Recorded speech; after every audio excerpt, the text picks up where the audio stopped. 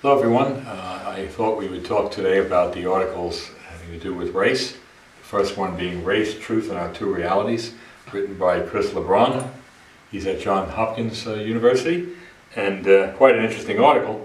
He talks about the correspondence theory of truth right up front, and that is to say, a proposal is true if it corresponds to an observation in the world.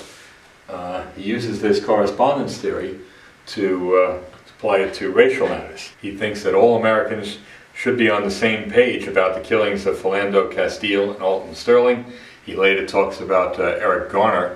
Eric Garner in August of 2014 was the man in Staten Island who was selling cigarettes on the sidewalk, unpackaged cigarettes, and told to stop, and then was willing to stop, and he was put into a chokehold by a police officer, and despite his protestations, "I can't breathe," he was choked to death. And this is on YouTube, Chris Garner, G-A-R-N-E-R. And these kinds of cases tell Chris LeBron that there's an unequal treatment in a democracy which presumes equality and liberty, but also presumes fairness for it to work, going back to the Greeks, he says. There's no fairness in these kinds of instances, and in fact, there are too many examples of these kinds of incidents where police have these unwarranted killings of African Americans, usually men, now I'd like to compare this to something he doesn't do.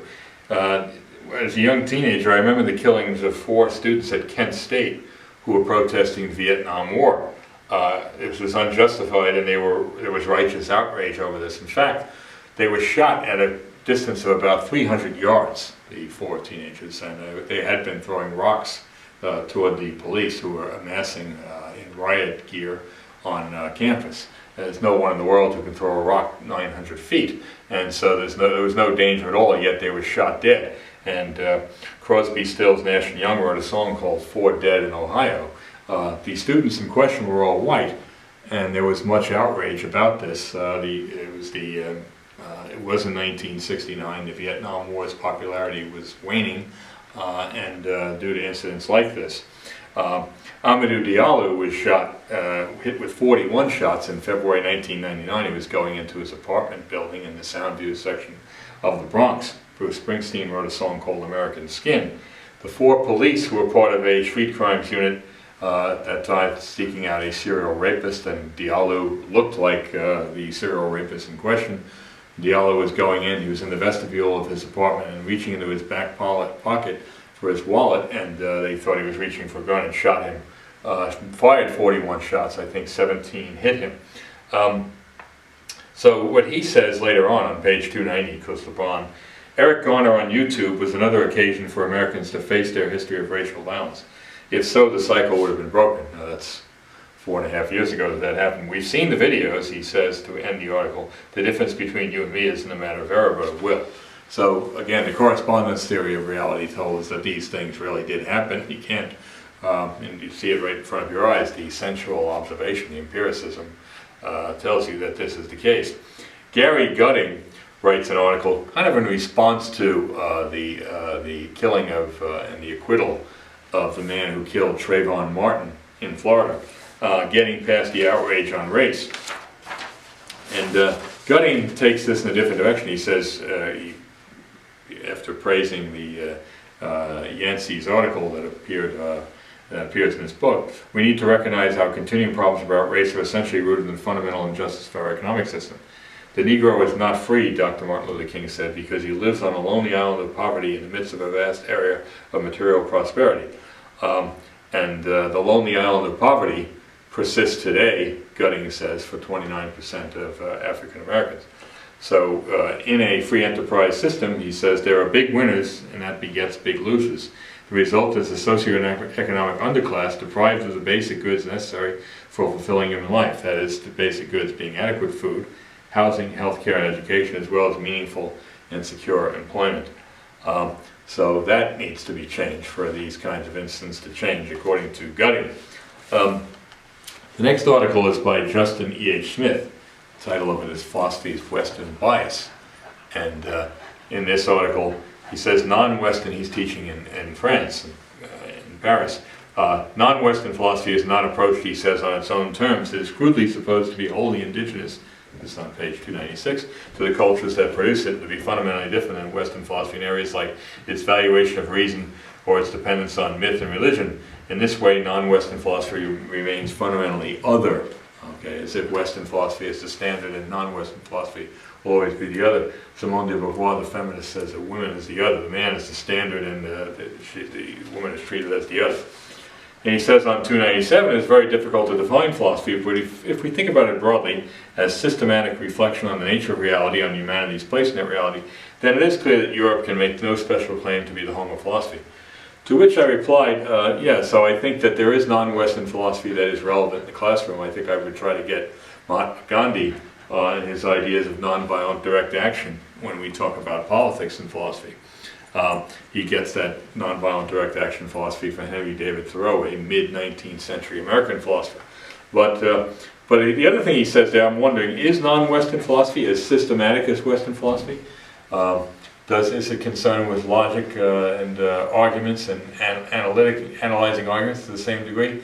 I'm not sure. So it is kind of other, much of it anyway, in that regard. That is not, I take the message home with me that it's still, an attempt should be made to get non-Western philosophy into the classroom wherever it's relevant.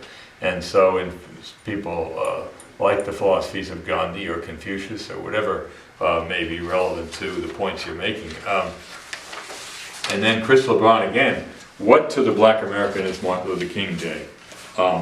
And he says on 314, he's quite perceptive, I think, white Americans have adopted the ideas that securing racial justice was a matter of the passing of a law, the Equal Rights Amendment in 1964 he's referring to, in the martyrdom of a great man, but clearly this will not do.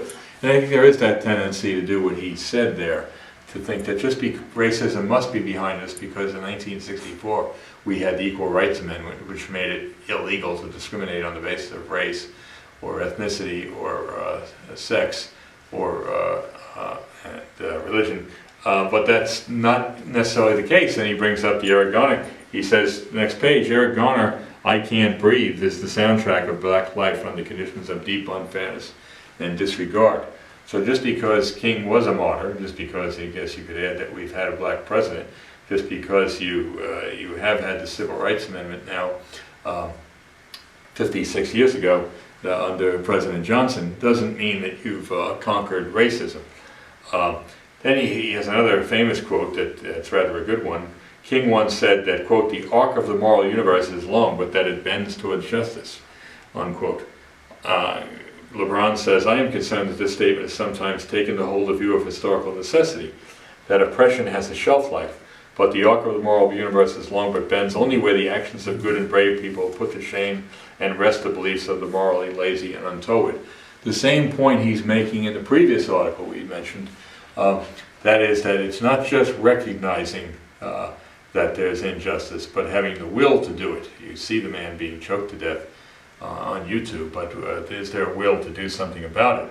And in this case, the officer was acquitted, which is, he did put him in a chokehold. It's illegal, should not have been acquitted. But if you're morally lazy and untoward, then you'll let these things go. And so he has the same point again. The arc of the moral universe will not bend towards justice unless good people ensure that it does bend that way. I think it was Edmund Burke who said the only thing necessary for the triumph of evil is for good people to do nothing, or something to that effect. I might have, the idea I maintain, I paraphrased it incorrectly, but that's the same idea. So I happen to think that these articles are quite good. We'll do more of them in the coming days, and I hope you're doing well and will stay well and stay out of harm's way. Good to see you, and talk to you soon. Bye-bye.